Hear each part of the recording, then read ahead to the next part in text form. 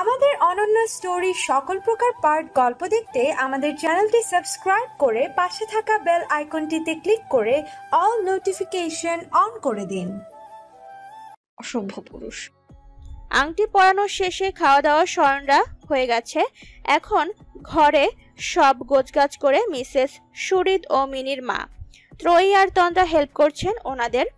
কাজ শেষে একটু বাগানের এদিকটায় হাঁটতে বেরোয় ত্রয়ী।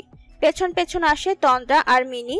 বেলা নেই, চর খাওয়ার পরদিন সকালেই সে গায়েব হয়ে গেছে, অর্থাৎ বাড়ি চলে গেছে। বাগানের দক্ষিণ দিকটায় একটা টেবিল আর কয়েকটা চেয়ার পাতানো আছে। রেহনেওয়াজরা মাঝে মাঝে বিকেল বেলা সকলে মিলে নাস্তা করে এখানে। ত্রয়ী বাগানে এসে দাঁড়াতেই বিয়ের পরের দিনের স্মৃতি স্মরণে আসে তার। সুপ্তর সাথে তর্কাতর্কি আর তারপর গুলি তাকে পাশ কাটিয়ে ফুলদানিতে লাকা। কতটা লোমহর্ষক ছিল সেই মুহূর্ত। বাগানে আগে থেকেই ছিল সুপ্ত, রিক্ত আর বর্ণ। খোশ গল্পে মজে ছিল তারা। কালো শার্টে মোড়ানো উজ্জ্বল শ্যামলা বরণের পুরুষটিকে দেখে হাঁটার গতি মন্থর হয় তন্দ্রার, কিন্তু তার খেয়ালে নেই তন্দ্রা। বর্ণের সাথে কোনো একটা বিষয় নিয়ে কথা বলছে সে। মাঝে মাঝে শুভ্র দাঁত বের করে হেসে উঠছে। তন্দ্রার এই মুহূর্তে মনে হচ্ছে মিনির মতো লজ্জা কম থাকাই মনে হয় শ্রেয়।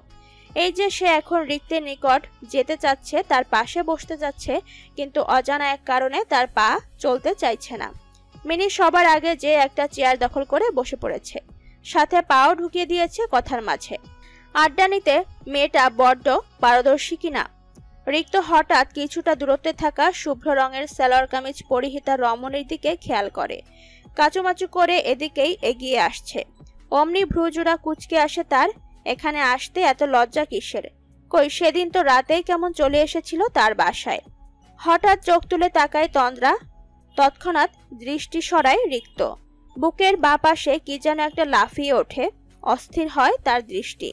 ত্রয়ী কিছু একটা ভেবে সকলের উদ্দেশ্যে বলে, চা বানিয়ে আনবো? চা খেতে খেতে আরো গল্প জমি উঠবে। তার সাথে তাল মিলিয়ে বর্ণ বলে ওঠে, মনের কথা বললে তুমি ভাবি আমি এখনই তোমাকে চা বানিয়ে আনতে বলতাম। একদিন মাথা ব্যথায় আমাকে চা বানিয়ে খাওয়াইছিলে, যা হয়েছিল চাটা। বর্ণ আর মিনি দুই ভাই বোনেই হাস্যরসিক আর তেমন লজ্জা পায় না। ত্রয়ী বর্ণের কথায় হেসে যেতে নেবে তখনই সুপ্তের পাশে খালি চেয়ারটায় বসে তন্দ্রা। রিক্তের পাশের চেয়ার খালি থাকলেও সেখানে বসার সাহস তার হয়ে ওঠেনি। ত্রয়ীর উদ্দেশ্যে সে মিনমিন কণ্ঠে বলে ওঠে, ভাবি ভাইয়া তো চা খায় না, ভাইয়ার জন্য কফি আনতে পারবে? ত্রয়ী আলগোছে সুপ্তের পানে তাকায়। সে নিজেও তন্দ্রার দিকে তাকিয়েছে। ত্রয়ী মাথা নেড়ে চলে যায়। চা বানিয়ে এনে সকলকে পরিবেশন করে ত্রয়ী। তারপর সুপ্তের জন্য এক্সট্রা করে আনা কফির মগটা সুপ্তের সামনে রেখে নিজে চায়ের কাপ নিয়ে সুপ্তের পাশে বসে পড়ে। সকলে ততক্ষণে চায়ে ফু দেওয়া শুরু করেছে। ত্রয়ীর হাতের চা খাওয়ার জন্য সকলে বেশ আগ্রহী। ত্রয়ী নিজের সামনে থাকা চায়ের কাপ যেই নিতে যাবে অমনি সুপ্ত নিজের কফির সাথে ত্রয়ীর চা বদলে নেয়।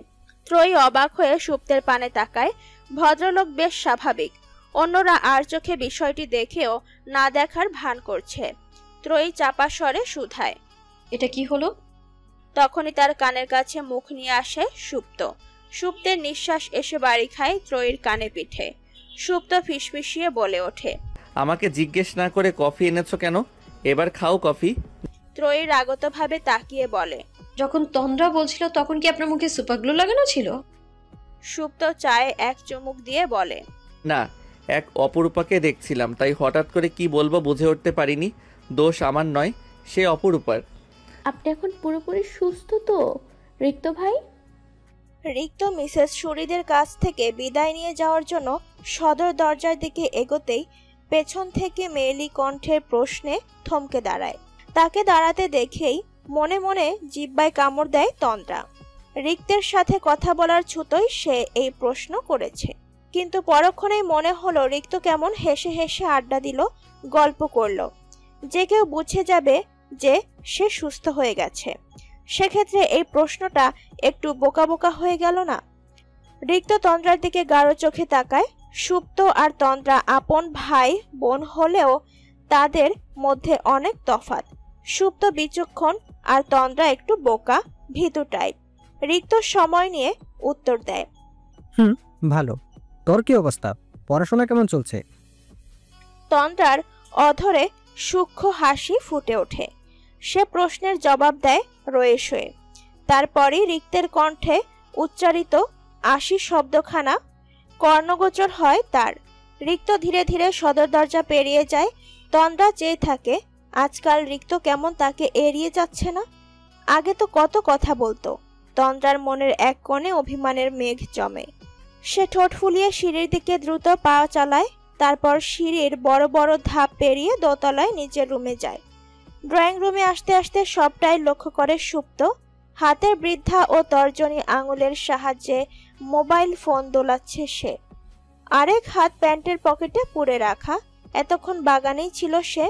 ঠোঁট কামড়ে কিছু ভেবে ভ্রু কুচকায় সুপ্ত। তারপর নিজের রুমের উদ্দেশ্যে পা বাড়ায়। রুমে এসে প্রথমেই তার চোখ ত্রয়ীকে খোঁজে। স্নিগ্ধ রমণীকে দেখে চোখ জুড়াতে চায় প্রতিবার, কিন্তু রুমের কোথাও ত্রয়ীকে দেখতে না পেয়ে কপালে সূক্ষ্ম ভাঁজ পড়ে সুপ্তের। রান্নাঘরে তো নেই, রুমেও নেই, তাহলে কোথায় গেল? সুপ্ত ফোন ঘেটে ত্রয়ীর নাম্বারে ডায়াল করে। স্ক্রিনে জল করে ফেলে ওঠে প্রলয়ঙ্কারী নামটা। মুহূর্তেই ঘরেই ফোন বেজে ওঠে ত্রয়ীর। দেখতে পায় বিছানার এক কোণায় ত্রয়ীর ফোন জল করছে। সুপ্ত ফোন কেটে দেয়। কিছু একটা ভেবে ঘরের বাইরে বেরিয়ে আসে। পা বাড়ায় ছাদের দিকে। আকাশে আজ পূর্ণ চন্দ্র। চাঁদ মামা তার সম্পূর্ণ রূপ নিয়ে আকাশে গোল রূপোর থালার মতো অবস্থান করছে। সুপ্ত ছাদে পা রেখেই দ্রুত আশেপাশে তাকায়। অদূরেই ছাদের রেলিং ধরে দাঁড়িয়ে থাকা এক মানবীর অবয়ব দেখে তার অশান্ত হৃদয়ে প্রশান্তি ছড়ায়। ইস, কিছু সময়ে কেমন অশান্ত চিন্তায় ভরে গিয়েছিল মন। সুপ্ত ধীরে ধীরে পা বাড়ায় সেদিকে। রমণী এক মনে চাঁদের দিকে তাকিয়ে। দিন দুনিয়ার ধ্যান ধারণা নেই। সুপ্ত কোনো প্রকার শব্দ না করেই পেছনে এসে দাঁড়ায়। তারপর কণ্ঠে কৃত্রিম রাগ নিয়ে বলে ওঠে, আক্কেল জ্ঞান নেই তোমার? এভাবে না জানিয়ে ছাদে এসেছো কেন? ওদিকে তোমাকে খুঁজতে খুঁজতে অস্থির হয়ে গেল মানুষ। আচমকা পুরুষালী ধমকের স্বরে চমকে ওঠে ত্রয়ী। এতক্ষণ কপল স্পর্শ করে রাখা হাতখানা নামিয়ে পেছনে ফিরে তাকায় অবাক চোখে। কাচের চুরির শব্দ ভেসে আসে তাতে। সুপ্ত তখন গম্ভীর চোখে পকেটে দুহাত পুরে তার দিকে তাকিয়ে। লম্বা চওড়া মানুষটার মুখের দিকে তাকাতে ত্রয়ীকে সামান্য উঁচু করে তাকাতে হয়। ত্রয়ী চোখ ছোট ছোট করে তাকিয়ে বলে, আমাকে খুঁজছে? আমি তোমাকে বলেই এসেছি একটু ছাদে যাচ্ছি। ওই দেখি সরে দাঁড়ান তো, আমি নিচে যাই। ত্রয়ী সুপ্তকে পাশ কাটিয়ে চলে যেতে নিলেই সুপ্ত ত্রয়ীর হাত ধরে ফেলে। তারপর এক টানে তাকে নিজের সামনে এনে ফেলে। ত্রয়ীর চোখে মুখে বিস্ময়। সুপ্তের চোখের গম্ভীর দৃষ্টি পাল্টে যায় মুহূর্তেই। ত্রয়ী এখন তার সামনে বাহুডোরে বন্দী। চাঁদের অকৃত্রিম জ্যোৎস্না এসে পড়ছে দুজনের মুখ জুড়ে। ত্রয়ী সুপ্তের দিকে তাকিয়েছে অবাক হয়ে। তার দু অধরের মাঝখানে কিছুটা ব্যবধান। ত্রয়ীর সময় নিয়ে বলে, নিচে যাই, চিন্তা করবে? সুপ্ত কিছু বলে না, চুপচাপ চোখের দৃষ্টির বিচরণ ঘটায় ত্রয়ীর মুখশ্রী জুড়ে। ত্রয়ী ভ্রু বাঁকিয়ে সুপ্তের এরূপ দৃষ্টি অবলোকন করে। পরপরই দৃষ্টি সরায় অন্যদিকে। পুরুষের এমন দৃষ্টির সামনে চোখ তুলে রাখতে পারে এমন সাহস কোন রমণীর? ত্রয়ী অন্যদিকে তাকিয়ে পলক ঝাপটায় বার কয়েক। সুপ্ত তাকে আরো কাছে টেনে নেয়। কোমরের কাছে তার মৃদু স্পর্শ। ত্রয়ীর কানের কাছে তার মুখ নিয়ে ফিসফিসিয়ে বলে ওঠে, প্রলয়কারী। সহসা চোখ খিচে বন্ধ করে নেয় ত্রয়ী। কানের কাছে সুপ্তের বলা কথা দামামার মতো বাজছে। কেমন গায়ে কাটা দিয়ে ওঠে কথাখান।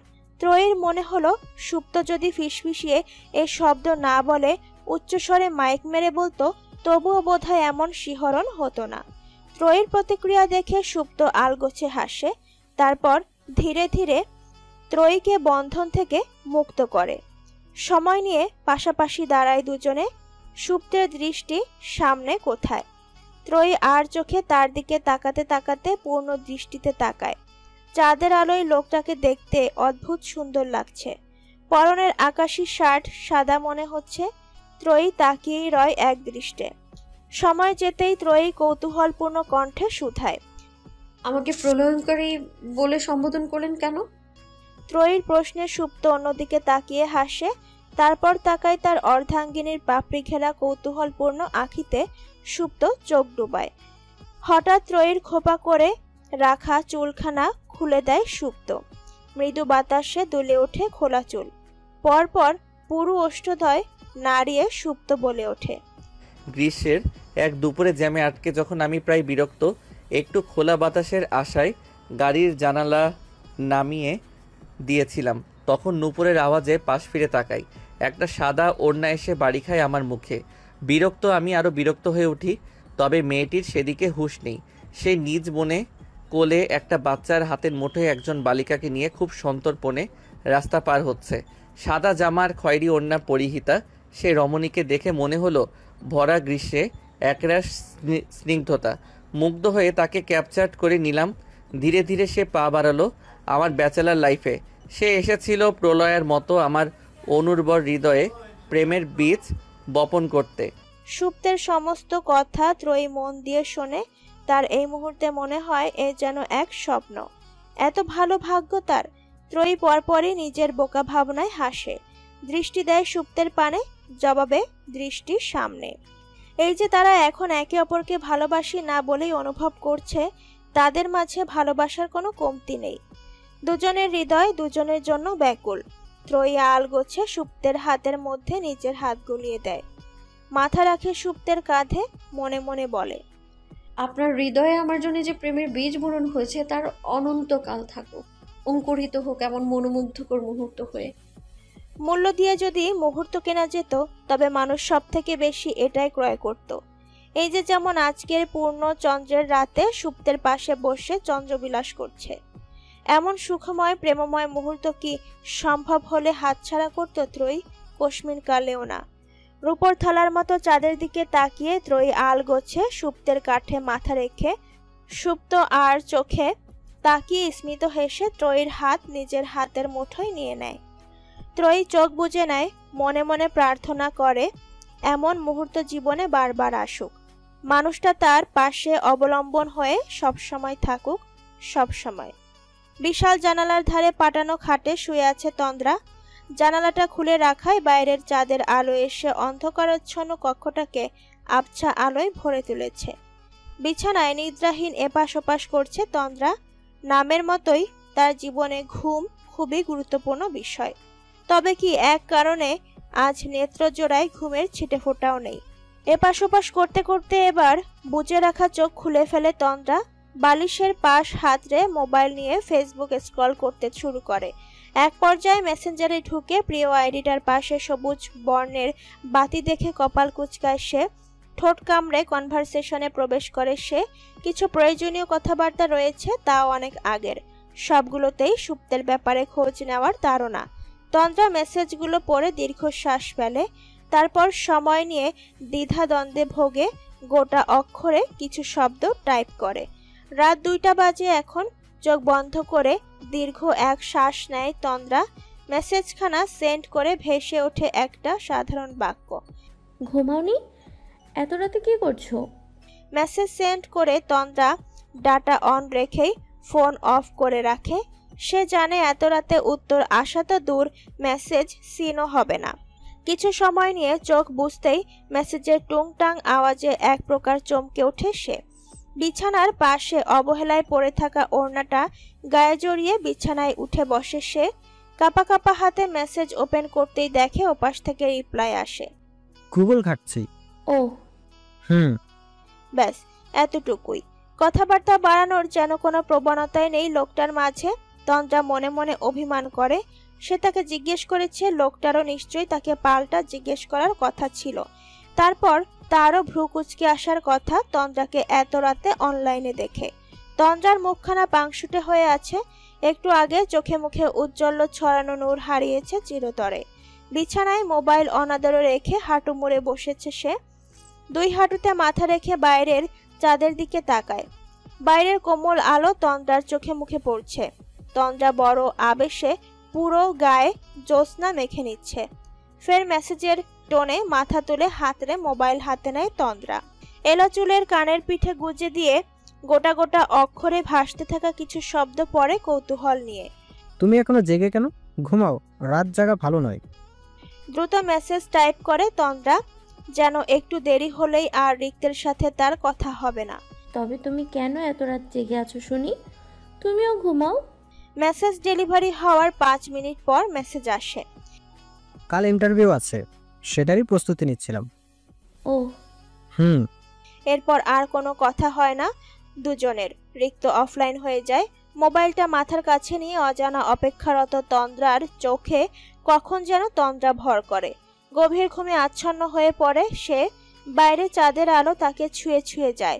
প্রকৃতিতে সবে আলো ফুটতে শুরু করেছে। অন্ধকার হারিয়ে একটু একটু করে আলোকিত হচ্ছে সব। ঘুমে আচ্ছন্ন ত্রয়ী নড়াচড়া করার বৃথা চেষ্টা করছে কারো বাহুডোরে। সাধারণত এই সময়টাতেই তার ঘুম ভাঙে, তবে আজ ঘুমের পরিমাণ বেশি হওয়ায় চোখ মেলে তাকাতে পারছে না। নড়াচড়া করতে করতে এক পর্যায়ে ক্ষান্ত হয় ত্রয়ী। তা অনুভব করে জেগে থাকা সুপ্ত মৃদু হেসে ওঠে। ধীরে ধীরে ওষ্ঠদ্বয় ত্রয়ীর ললাটের নিকট নিয়ে এসে প্রেমময় স্পর্শ এঁকে দেয়। ঘুমের মাঝেই ভ্রু কুঁচকায় ত্রয়ী। তা দেখে নিঃশব্দে হেসে ওঠে সুপ্ত। শুভ্র দাঁত উকি দেয় সেই ফাঁকে। হাতের জোর বাড়িয়ে ত্রয়ীর বুকের সাথে মিশিয়ে নেয় আরো। কিছু সময় পর পর পিটপিট করে চোখ খুলে তাকায় ত্রয়ী, ফের বন্ধ করে নিয়ে আধো আধো চোখে তাকায়। সুপ্তের ফর্সা চাপ দাড়িওয়ালা সুদর্শন সদ্য ঘুম থেকে ওঠা মুখশ্রী দৃশ্যমান হয় সর্বপ্রথমে। একদণ্ড তাকিয়ে বুকের মাঝে আবার গুটিসুটি মেরে ঘুমানোর চেষ্টা করে ত্রয়ী। পরক্ষণেই কানে ভেসে আসা সুপ্তের গাঢ় কণ্ঠ। ঘুম ভাঙে না বউ? বউ শব্দখানা সুপ্তের কণ্ঠে শুনলে ত্রয়ীর অন্তঃস্থল জুড়িয়ে আসে। আরো আবেশে চোখ বুজে পড়ে রয় ত্রয়ী। তবে পেটে সুপ্তের হাতের এলোমেলো স্পর্শ অনুভব করতেই চট করে উঠে বসে সে। বড় বড় চোখে তাকিয়ে চোখ থেকে ঘুম তাড়ানোর চেষ্টা করে। সুপ্তের ওষ্ঠকোণে ততক্ষণে দুষ্টু হাসির বিচরণ। ত্রয়ী কৃত্রিম চোখ রাঙিয়ে বিছানা ছেড়ে উঠে পড়ে। তারপর 3 পিস নিয়ে ওয়াশরুমের উদ্দেশ্যে পা বাড়ায়। খয়েরি রঙের 3 পিস গায়ে জড়িয়ে ত্রয়ী বেরিয়ে আসতেই সুপ্ত ওয়াশরুম দখল করে নেয়। মাথার চুল আঁচড়ে তাতে আবার তোয়ালে পেঁচিয়ে পড়ার টেবিলে বসে পড়ে ত্রয়ী। কিন্তু কিছু সময় যাওয়ার পর সে কিছু একটা মনে করে ঘর থেকে বেরিয়ে পড়ে। যাওয়ার আগে বিছানার এক কোণে থাকা সাদা ওড়না গায়ে জড়িয়ে নেয় ভালোভাবে।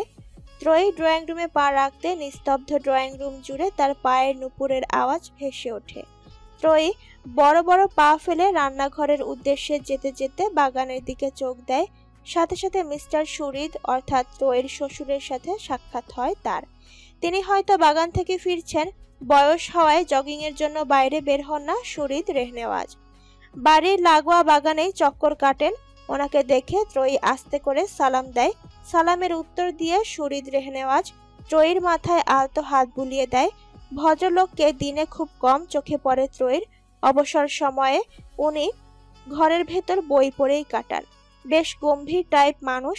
ত্রয়ী হঠাৎ করে জিজ্ঞেস করে, বাবা চা খাবেন?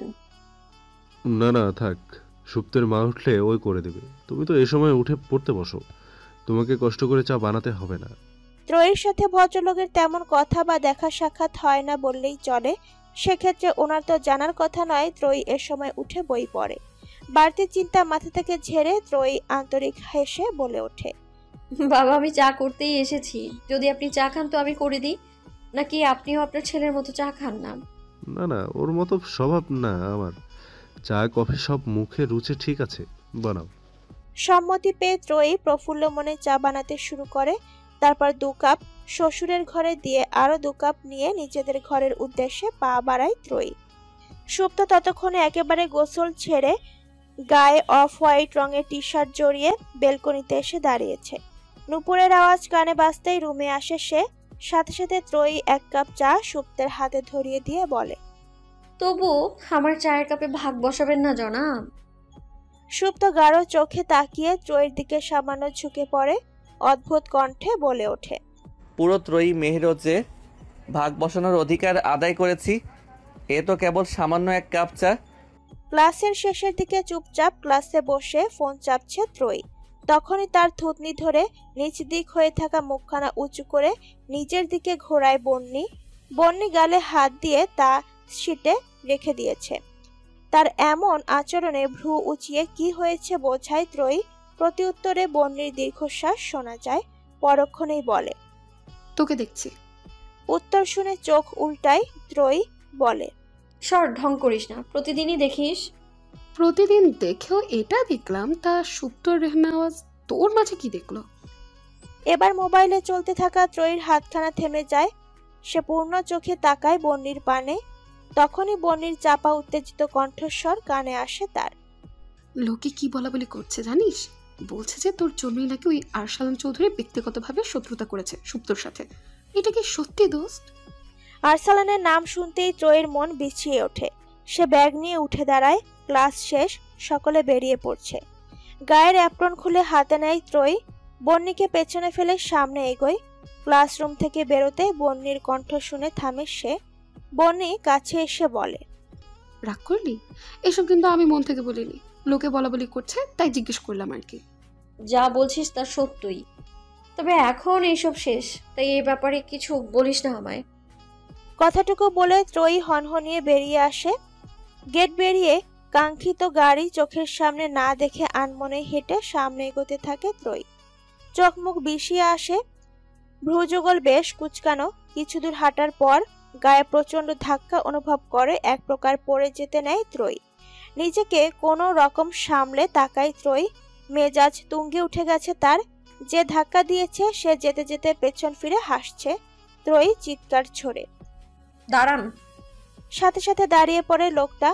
যুবকটি দাঁড়াতেই তার দিকে তেড়ে এগিয়ে যায় ত্রয়ী। সামনে এসে ঝাঁঝালো কণ্ঠে বলে ওঠে, কি হলো এটা? এভাবে ধাক্কা দিলেন কেন?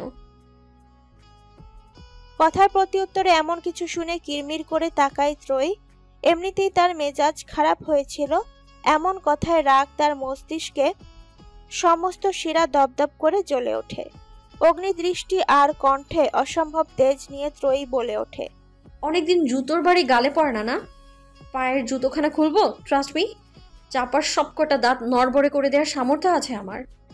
ত্রয়ীর মুখের এমন কথায় লোকটার মুখে লেগে থাকা হাসি দপ করে নিভে যায়। অদূরেই গাড়িতে বসে থাকা রিক্তের চোখ কপালে ওঠে। সুপ্ত এক দৃষ্টে বাইরে ত্রয়ীকে দেখছে। চোখ মুখের প্রতিক্রিয়া বোঝা যাচ্ছে না।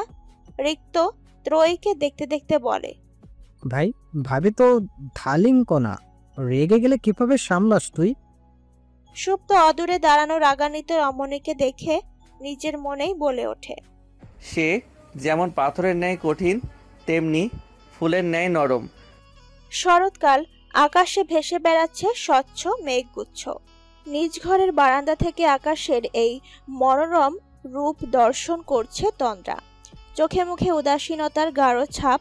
সৌন্দর্যে পূর্ণ আকাশ থেকে চোখ সরিয়ে একটা দীর্ঘশ্বাস ফেলে তন্দ্রা। তখনই দরজায় নক করার শব্দ ভেসে আসে। খানিক চমকায় সে। পাশে রাখা ওড়না গায়ে জড়ায় অতি দ্রুত। একটু পরেই মিনিকে দেখতে পায় তন্দ্রা। দরজা চাপানো ছিল, তাই ধাক্কা দিতেই খুলে গেছে। মিনি দুষ্টু মিষ্টি করে হাসতে হাসতে তার দিকেই এগিয়ে আসছে। মিনিকে দেখে চোখ মুখ স্বাভাবিক করে তন্দ্রা। সূক্ষ্ম একটা হাসি ফোটায় ওষ্ঠকোণে। তার পাশে এসে ধপ করে বসে পড়ে মিনি। তারপর তন্দ্রার দিকে তাকায় গাঢ়ভাবে। তার এরূপ আচরণ দেখে ভ্রু নাচায় তন্দ্রা। সন্দেহপূর্ণ স্বরে জিজ্ঞেস করে, এমন করছিস কেন? পাগল টাগল হয়ে গেলি নাকি? হ্যাঁ, আমার পছন্দের প্রিয় মানুষের সাথে আমার বিয়ে হচ্ছে, সেই শোকে আমি পাগল হয়ে যাচ্ছি।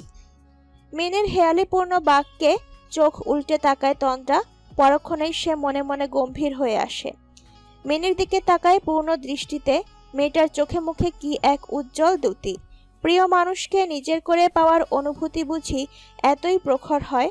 গোপনে শ্বাস ফেলে তন্দ্রা। সেই অনুভূতির সাথে পরিচয় হওয়ার কি তার কোনো উপায় আছে? সে যে রিক্তকে পছন্দ করে না, পছন্দ নয়, ভালোবাসে। এটা আদৌ সে কখনো তাকে বলতে পারবে না। আবার তার উপর রিক্ত বেকার। পরিবার সচ্ছল হলেও সে নিজে কিছু করে না। ছেলে দায়িত্ববান চরিত্রবান হলেও আমাদের সমাজে তো আগে ছেলের নিজের ইনকামকেই বেশি প্রাধান্য দেওয়া হয়। তন্দ্রা যদি কোনোভাবে রিক্তকে বলেও দেয় সে তাকে ভালোবাসে, তবে কি রিক্ত তাকে মানবে? আর যদি মেনেও নেয় তবে কি তার পরিবার বিয়ের জন্য রাজি হবে? ভাবতে ভাবতেই তন্দ্রা আবার উদাস হয়ে যায়। তখনই মিনি তাকে পাশ থেকে মৃদু ধাক্কা মারে। চকিতে তাকায় তন্দ্রা। তারপর সে নিজের উপরেই ভ্রু কুঁচকে মনে মনে, আশ্চর্য, বারবার এত চমকাচ্ছে কেন সে। শোন, একটা কথা বলি, আমি চাচা আর চাচিকে একটা ব্যাপারে কথা বলতে শুনেছি। মিনির কণ্ঠে রহস্যের গন্ধ পেয়ে তার চেপে ধরে তন্দ্রা। তারপর কৌতূহল নিয়ে শুধায়, কি ব্যাপার? তোর বিয়ের ব্যাপারে। মিনির কথা শেষ হতেই তন্দ্রার চোখে মুখে থাকা হাসির ঝিলিক ধপ করে নিভে যায়। করুণ চোখে সে মিনির দিকে তাকায়, পরপরই চোখ সরায় অন্যদিকে। কি এক আশঙ্কায় তার হৃৎপিণ্ড কেঁপে ওঠে। ধরিত্রীতে সূর্যোদয় হয়ে গেছে অনেক আগেই, তবে আজকে এখনো কারো কারো ওঠার তাড়না নেই। এখনো প্রতিদিন ব্যস্ত হয়ে কর্মস্থান, শিক্ষা প্রতিষ্ঠান কিংবা কোচিং প্রাইভেটের ছোটা মানুষগুলো দিব্যি নিশ্চিন্তে ঘুমাচ্ছে, কেননা আজকে হলিডে। হোস্টেলে থাকতে শুক্রবারে বেলা করে উঠলেও বিয়ের পরে 6টার দিকে ঘুম বিসর্জন দিয়ে বিছানা ছেড়ে উঠে পড়ে ত্রয়ী। কিন্তু আজ ব্যতিক্রম। আজ ঘড়িতে 10টার কাঁটা পেরিয়ে গেলেও বিছানা ছেড়ে ওঠেনি সে। বলতে গেলে উঠতে পারেনি। ভোর রাতে গা কাঁপিয়ে জ্বর আসার পর এখনো সে শুয়ে আছে। সুপ্তের ঘুম ভোর রাতেই, কিন্তু ত্রয়ীর সাথে সাথেও সেও এখন আধশোয়া হয়ে জ্বরে ত্রয়ীর দেহের প্রচণ্ড তাপে ঘুম থেকে উঠে জলপট্টি দিয়েছে সে। এক পর্যায়ে তাকে জাপটে ধরে রেখেছে ত্রয়ী। অসুখ হলে আমাদের মন প্রিয়জনকে কাছে চায়। ত্রয়ীর ক্ষেত্রেও তাই হয়েছে। সুপ্তকে জাপটে ধরে শুয়েছে সে। হঠাৎ হঠাৎ পীড়ায় কেঁদে উঠলে সুপ্তের হাতের আলতো ছোঁয়ায় যে তার আবশ্যক। এখনো সুপ্তের বাঁ হাতে ত্রয়ীর দখলে। সুপ্ত এক দৃষ্টে ঘুমন্ত ত্রয়ীর দিকে তাকিয়ে আছে। তখনই দরজা ধাক্কানোতে তার নজর সরে। দরজার ওপাশ থেকে ভেসে আসে মিনির গলার স্বর। সে দরজায় মৃদু আঘাত করতে করতে বলছে, সুপ্ত ভাই আর ত্রয়ী ভাবি, আজ কি এখনো তোমার সকাল হয়নি? ডাইনিং এ সকলে অপেক্ষা করছে তো। সুপ্ত সেভাবেই বসে থেকে বলে, তোর ভাবির জ্বর এসেছে, সবাইকে খেয়ে নিতে বল, আমি একটু পরে যে রুমে খাবার নিয়ে আসবো। দরজা ধাক্কানো থামে সহসা। শোনা যায় মিনির চিন্তা মিশ্রিত কণ্ঠ, জ্বর কি বেশি? ভাবি কি বেশি অসুস্থ? এখন কমেছে, তুই গিয়ে সবাইকে বল আমরা পরে খাবো। ওপাশ থেকে আর কোনো শব্দ শোনা যায় না। সুপ্ত ত্রয়ীর থেকে তার হাত ছাড়িয়ে নিয়ে ওয়াশরুমে ঢুকে পড়ে। ফ্রেশ হয়ে তোয়ালে দিয়ে মুখ মুছতে মুছতে বের হয় সে। তারপর অর্ধ ভেজা তোয়ালে বেলকনিতে নেড়ে দিয়ে এসে ত্রয়ীর পাশে বসে। শান্ত স্বরে ডেকে ওঠে, ত্রয়ী, ঘুম ভাঙে না? সময় নিয়ে পিটপিট করে তাকায় ত্রয়ী। ভ্রুযুগল কুঁচকে আসে তার। সুপ্ত বলে, উঠো, ফ্রেশ হয়ে আসো, খেয়ে ওষুধ খাবে। ত্রয়ী সময় নিয়ে উঠে বসে। তারপর বিছানা থেকে নামতে নিলেই মাথা চক্কর দিয়ে ওঠে তার। পড়তে পড়তে পাশে দাঁড়ানো সুপ্তকে অবলম্বন হিসেবে আঁকড়ে ধরে সে। সুপ্ত বিচলিত কণ্ঠে শুধায়, মাথা ঘুরায়? মাথা উপর নিচ করে হ্যাঁ বোঝায় ত্রয়ী। সুপ্ত তাকে আচমকা কোলে তুলে নেয়।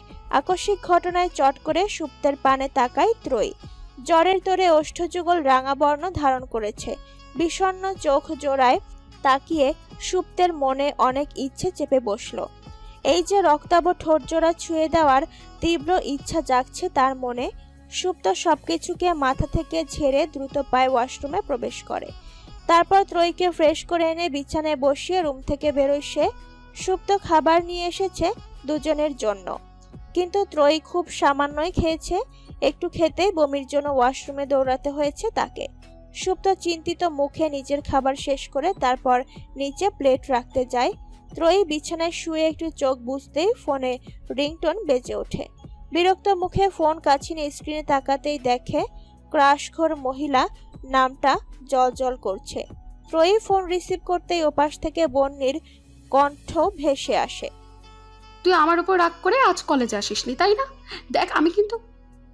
বন্নির কথার মাঝেই ত্রয়ী বিরক্ত স্বরে বলে, আরে ভাই, আমি অসুস্থ, ভোর রাতে জ্বর উঠেছে, এখন কমলেও কিছু খেতে পারছি না, মাথা ঘোরাচ্ছে, যা খাচ্ছি তাই বমি হয়ে যাচ্ছে। আর তুই আছিস এটা ভেবে যে আমি তোর কথায় রাগ করে কলেজে যাইনি। অপর পাশে নীরবতা ছেয়ে যায়। একটু সময় পার হতেই বন্নির উত্তেজিত কণ্ঠ শোনা যায়, কনগ্রাচুলেশনস দোস্ত, এসব সুখবর দেওয়ার সংকেত বুঝলি? ত্রয়ী এদিকে মনে মনে কিছুর হিসেব কষে। পরপরই অক্ষিকোটের বিরাট আকার ধারণ করে। দ্রুত তাকায় ক্যালেন্ডারের দিকে। ওপাশ থেকে বন্নির কথা শোনা যাচ্ছে, কি হলো, চুপ করে আছিস যে? কথা মিলে গেছে তাই না? যেদিন কলেজ আসবি আমার জন্য মিষ্টি নিয়ে আসছিস। ত্রয়ী ঠোঁট চেপে ধরে বলে ওঠে। Period missed, but I am not sure. 2 দিন গত হয়েছে, বাড়ির রান্নাঘর থেকে ভেসে আসছে নানান খাবারের সুগন্ধ। ত্রয়ী রুম থেকে বেরিয়ে ধীরে সুস্থে সিঁড়ি বেয়ে নামে। রান্নাঘরের আঙিনায় পা রাখতে মিসেস সুরিদের গম্ভীর কণ্ঠ ভেসে আসে। বাড়িতে সাহায্য করার মানুষের অভাব পড়েনি যে তোমাকে রান্নাঘরে আসতে হবে। সহসা থেমে যায় ত্রয়ীর পা। আমতা আমতা কণ্ঠে সে শুধায়। আপনি কি করে বুঝলেন আমি এসেছি? নূপুর, বাড়িতে একমাত্র তুমিই পরক্রয়ী। তৎক্ষণাৎ জিভে আলতো কামড় বসায় ত্রয়ী। রান্নাঘরে পা রাখতে রাখতে বলে, আমি তো এমনি আসলাম দেখতে। 2 দিন আগে ত্রয়ীর গায়ে জ্বর, আবার জ্বর আসায় ডাক্তারের নিকট নিয়ে যাওয়া হয় তাকে। বেশ কিছু টেস্ট করার পর ডাক্তারের কেবিনে বসে সুপ্ত আর ত্রয়ী। সুপ্তের চোখে মুখে চিন্তার ছাপ স্পষ্ট হলেও ত্রয়ী স্বাভাবিকভাবে চুপচাপ ছিল। ডাক্তার রিপোর্টগুলোতে আরেকবার চোখ বুলিয়ে সুপ্তের দিকে তাকায় হালকা হেসে। কংগ্রাচুলেশন মিস্টার সুপ্তর নেওয়াজ, শি ইজ প্রেগনেন্ট। কথাটুকু শোনার পর চোখ বুজে নেয় ত্রয়ী, যেন এই কথা শোনার প্রতীক্ষায় ছিল সে। চোখ বুজে থাকা ত্রয়ীর সুপ্তের মুখে ফুটে ওঠা অনন্য হাসি দেখার সৌভাগ্য হয় না। সেদিন রাতে বাড়িতে ফিরে সুপ্তের সে কি যত্ন, যেন ত্রয়ী হাত নাড়ালেও তার বাচ্চা ব্যথা পাবে। যত্নশীল মানুষটা আরো যত্নশীল হয়ে উঠল এক লহমায়। ত্রয়ীকে জড়িয়ে ধরে বাচ্চা সুলভ কেমন আচরণ মনে পড়লে হাসে ত্রয়ী। তারপর শাশুড়ির কথা মতো তন্দ্রার রুমে যে দেখে সে তৈরি হলো কিনা। আজকে তন্দ্রাকে দেখা দেখির পালা। রুমে থমথমে মুখশ্রীতে বসে আছে তন্দ্রা। তার পাশে তাকে তৈরি হতে বলছে মিনি প্রায় 1 ঘন্টা ধরে, অথচ সে একটু পর পরে নাক টানছে। তারপর জোর করে তাকে ওয়াশরুমে পাঠায় মিনি ড্রেস চেঞ্জ করার জন্য। তখনই নূপুরের শব্দের আগমনী ধ্বনি তুলে রুমে প্রবেশ করে ত্রয়ী। রুমে শুধু মিনিকে দেখে প্রশ্ন করে, ওই কই? মিনি ওয়াশরুমের দিকে ইশারা করে। পরপরই মুখ টিপে হেসে ত্রয়ীর নিকটে এসে ফিসফিসিয়ে বলে, একটু পর পর কাঁদছে জানো। কাঁদো, একটু পরে কান্না কই উধাও হয়ে যাবে। 2 মিনিট পরেই বেরিয়ে আসে তন্দ্রা। ড্রেসিং টেবিলের সামনে ধপ করে বসতে বসতে বলে, বাড়িতে আইনজীবী, ফিউচার ডাক্তার, শিক্ষিত মানুষজন থাকা সত্ত্বেও আমার সাথে অন্যায় হচ্ছে। দুঃখে নিমজ্জিত হৃদয়, তার অসন্তোষ মন নিয়ে তন্দ্রা পাত্রপক্ষের সামনে উপস্থিত হয়েছে। পরনে হালকা গোলাপি রঙের সালোয়ার কামিজ, ফর্সা গায়ে রংটা মানিয়েছে বেশ। যন্ত্র মানবীর ন্যায় পাত্রপক্ষের সামনে বসে আছে সে। মেঝেতে তার দৃষ্টি আসার পর থেকে একটিবার সামনে তাকিয়ে অবধি দেখছে না। অদূরেই দাঁড়িয়ে আছে ত্রয়ী, তার পরনে সেই কলাপাতা রঙের শাড়ি। কোনো প্রসাধনীর ছোঁয়া নেই মুখশ্রীতে, তবুও কি এক নূর তার চেহারায় চমকাচ্ছে। ত্রয়ীর দুরন্ত চোখ খুঁজে চলেছে তার অতি প্রিয় মুখকে। অন্যত্র থেকে দৃষ্টি সরিয়ে তন্দ্রার পানে তাকায় ত্রয়ী। ভ্রু কুঁচকে রাখা অসন্তোষ শুকনো মুখখানা দেখে মায়া লাগে তার। তন্দ্রাকে পাত্রের মা তার সাথে বসিয়েছেন, কিন্তু সবচেয়ে আশ্চর্যজনক ব্যাপার হলো পাত্রের এখানে আগমন ঘটেনি। তখনই সুপ্ত আসে বাইরে থেকে, হাতে মিষ্টির প্যাকেট। তন্দ্রা আলগোছে একবার সেদিকে তাকায়, তখনই সকলের মুখে হৈ হৈ করে ফুটে ওঠে, এই তো পাত্র হাজির। তন্দ্রা তার কপাল পোড়ানো লোকটাকে একবার দেখার জন্য আঁখি পল্লব তুলে তাকাতেই অচেনা কোনো ছেলের জায়গায় রিক্তকে দেখে। তন্দ্রার ব্যথিত মন ভেবেই বসে সে দুঃখ কষ্টে ভুলভাল দেখছে, নয়তো পাত্রের জায়গায় রিক্তকে কেন দেখবে সে?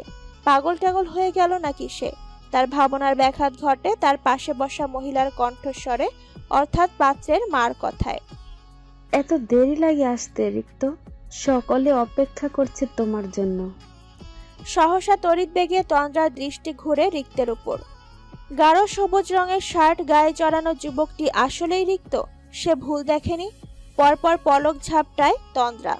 দূর থেকে দাঁড়িয়ে তাই লক্ষ্য করছে ত্রয়ী। তার ওষ্ঠ জুড়ে মিটিমিটি হাসি। এই সারপ্রাইজটা দিলে বলেই কেউ তন্দ্রাকে জানায়নি যে পাত্র স্বয়ং রিক্ত। তন্দ্রার অবাক অবিশ্বাস্য নজর দেখে তার দিকে এক পলক তাকায় রিক্ত। পরক্ষণেই ভ্রু নাচিয়ে শুধায় কি হয়েছে। এইদিকে তন্দ্রা যেন প্রতিক্রিয়া দেওয়াই ভুলে গেছে, তার হৃদয় ভেতরে ভেতরে পুলকিত হয়ে গেছে। সে তৎক্ষণাৎ নিজের খুশি প্রকাশ করার জন্য ত্রয়ীর দিকে তাকায়। ভ্রু নাচিয়ে দেখায় ত্রয়ী। তন্দ্রা ওষ্ঠপৃষ্ঠে আপনা আপনি ফুটে উঠেছে অকৃত্রিম হাসি। রিক্তের মা বাবাকে কখনো দেখেনি তন্দ্রা, তাই পাশের মহিলা যে রিক্তের মা তা ঠাওর করতেই পারেনি। এবার ভদ্রমহিলার মুখের দিকে তাকায় সে। রিক্তের সাথে ওনার চেহারার বেশ মিল আছে। ভালোভাবে দেখলে তন্দ্রা ঠিকই বুঝতে পারত যে এই মহিলা রিক্তের মা, কিন্তু অসন্তোষ কিশোরী যে নিম্ন দৃষ্টি দিয়ে রেখেছিল এই মিল খুঁজে পাবে কি করে। আংটি পরানো শেষে সামান্যতম সুযোগ হতেই তন্দ্রা রিক্তের নিকট এসে দাঁড়ায়। এখনো তার চোখে মুখে বিস্ময় লেপ্টে। রিক্ত সেই বিস্ময় মাখা মুখশ্রীতে দৃষ্টি বোলায়। তার ওষ্ঠদয়ে ফুটে ওঠে মিঠি মিঠি হাসি, যা সে এক মুহূর্তে লুকিয়ে নেয়। রিক্তের দিকে তাকিয়ে তন্দ্রা দ্বিধাযুক্ত হৃদয়ে প্রশ্ন করে, আমি কি জেগে জেগে স্বপ্ন দেখছি রিক্ত ভাই? পাত্র বেশি তুমি, আর এখন আমি তোমার বাগদত্তা? সব কেমন অবিশ্বাস্য ঠেকছে।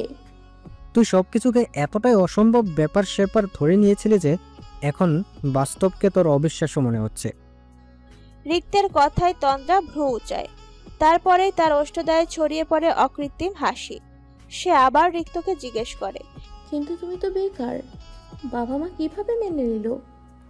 রিক্ত এক পা এগিয়ে তন্দ্রার নিকট এসে দাঁড়ায়। তাতেই খানিক চমকে দেহ কেঁপে ওঠে তন্দ্রার।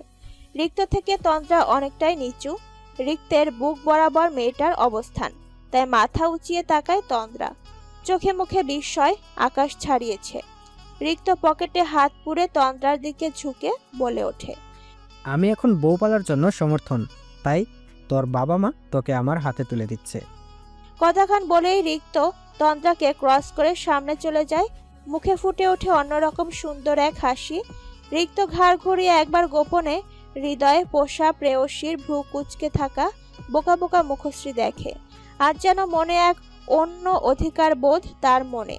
এতদিন ভয়ে ভয়ে যাকে অসংখ্যবার ভেবেছে, আজ তাকে সামনাসামনি মন ভরে দেখার সুযোগ। সকলে প্রস্থান করার পর পরই রুমে প্রবেশ করে ত্রয়ী। সুপ্ত এখনো ড্রয়িং রুমে। ত্রয়ী হাতে থাকা মোবাইল বিছানায় আলগোছে রেখে ড্রেসিং টেবিলের সামনে এসে দাঁড়ায়।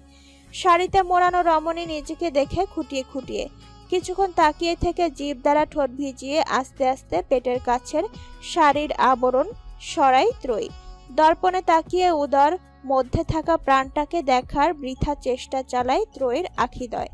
তার ভেতর পবিত্র আরেক প্রাণ সুপ্ত ও তার অংশ ধীরে ধীরে বেড়ে উঠছে। ভাবতেই শিহরিত হয় ত্রয়ীর হৃদয়। নেত্রকোণে আনন্দের অশ্রু জমা হয়। তখনই দরজার বাইরে পায়ের আওয়াজে ধ্যান ভাঙে ত্রয়ীর। সে শাড়ি ঠিকঠাক করে দ্রুত বেলকনিতে এসে দাঁড়ায়। মিনিটের মাথায় পুরো রুমে প্রবেশ করে সুপ্ত। রুমে এসে চোখ বুলায় সহধর্মিনীর সন্ধানে, কিন্তু অন্ধকার বেলকনিতে দাঁড়িয়ে থাকা রমণীকে সে দেখতে পায় না। অমনি ভ্রু কুঁচকে আসে সুপ্তের। ত্রয়ীকে রুমে আসতে দেখেছে সে, তাহলে কি সে বেলকনিতে আছে? সুপ্ত আন্দাজ করে বেলকনির উদ্দেশ্যে পা বাড়ায়। কাছাকাছি আসতেই রুম থেকে আসা আবছা আলোয় কলাপাতা রঙের শাড়ি পরিহিতা রমণী দৃশ্যমান হয়। ত্রয়ী চুপচাপ বাইরে দাঁড়িয়ে তাকিয়ে আছে। পা নড়াচড়ায় নুপুরের সূক্ষ্ম আওয়াজ হয়। সুপ্ত তার পাশাপাশি দাঁড়িয়ে শান্ত স্বরে বলে ওঠে, ঠান্ডা লাগবে, রুমে চলো। সুপ্তের কথা কর্ণগোচর হতেই ভ্রুকুচকায় ত্রয়ী। বাইরে থেকে দৃষ্টি সরিয়ে তাকায় অর্ধাঙ্গের পানে, বলে ওঠে, এর আগেও রাতে আমি বেলকনিতে এসে দাঁড়িয়েছি বহুবার। কই, তখন তো বললেন না আমার ঠান্ডা লাগবে, ভেতরে আসো। তবে এই এক্সট্রা কেয়ার তার আগমনে উদয় হলো। আমার নিজের কোনো ভ্যালু নেই। ত্রয়ীর কথা শুনে বোকা বোকা নজরে তাকায় সুপ্ত। স্মিত হেসে বলে, কি বললে তুমি? এখন আমার কথা ভালো মতো শুনছেন না আপনি? হ্যাঁ। ত্রয়ীর কণ্ঠে এবার দুষ্টুমি লেপ্টে। সুপ্ত ত্রয়ীর কাছাকাছি পাশ ঘেঁষে দাঁড়ায়। আলগোছলে প্রাণেশ্বরীকে আগলে নেয়। ভ্রুয়ের কাছাকাছি গালে ওষ্ঠে নরম সোহাগ দিয়ে বলে, যদি সব যত্ন তার আগমনে উদয় হয়, তবে কি তুমি ঈর্ষান্বিত হবে বধূ সাহেবা? আমাকে দেখে কি হিংসুটে মনে হয় আপনার? একটু। ত্রয়ী সুপ্তের দিকে চোখ রাঙিয়ে তাকিয়ে সুপ্তের বাঁধন থেকে ছোটার চেষ্টা করে। অমনি সুপ্ত আরো দৃঢ় করে নিজের সাথে ত্রয়ীকে চেপে ধরে। ত্রয়ীর কানের কাছে মুখ নিয়ে ফিসফিসিয়ে বলে ওঠে, থ্যাংক ইউ মিসেস সুপ্ত, আমাকে বাবা হওয়ার মতো শ্রেষ্ঠ খুশি উপহার দেওয়ার জন্য। ত্রয়ী স্মিত হাসে, পরপরই মাথা নুড়ায়, হালকা লাজে সুপ্তের বুকে মাথা ঠেস দিয়ে সেও বলে ওঠে, থ্যাংক ইউ টু মিস্টার সুপ্ত। তারপর দুজনের মুখের নিঃশব্দ হাসির সাথে নীরবতা বিরাজ করে স্থান জুড়ে। মুহূর্তে হয়ে ওঠে আরো গাঢ়, আরো সুন্দর। দুজনের নিঃশব্দের শব্দে ভালোবাসার গভীরতা মেপে নেয় দুজন। ত্রয়ী নড়ে চড়ে ঘুরে দাঁড়ায়, মাথা রাখে বুকের মাঝে। সুপ্তের হৃৎপিণ্ডের সংকোচন প্রসারণের শব্দ গুঞ্জন সৃষ্টি করে তার কর্ণগোচরে। সন্ধ্যা সন্ধ্যা ভাব কেটে গিয়ে রাত্রি হওয়ার সূচনা হয়। বাইরে থেকে আসা ঠান্ডা বাতাস ত্রয়ীকে ছুঁয়ে যেতেই ত্রয়ী সুপ্তের উষ্ণ আলিঙ্গনে আরো মিশে যায়। ত্রয়ীর আচরণে কেবল মৃদু হাসে সুপ্ত, তার আষ্টেপৃষ্ঠে জড়িয়ে নেয় তার বধূকে। দুজন মানব মানবী হৃদস্পর্শের দরুন আটকা পড়া প্রেম সাগরে ডুবে রয়।